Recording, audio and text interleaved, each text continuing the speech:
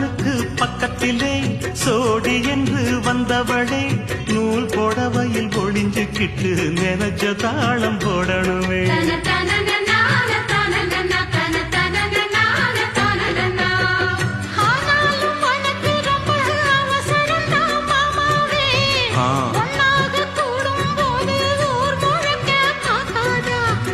பார்த்தாலும் தவறு இல்ல பனியுறங்கும் ரோசாவே உன்னால சொத்த வச்ச மூக்குலதான் வைக்காத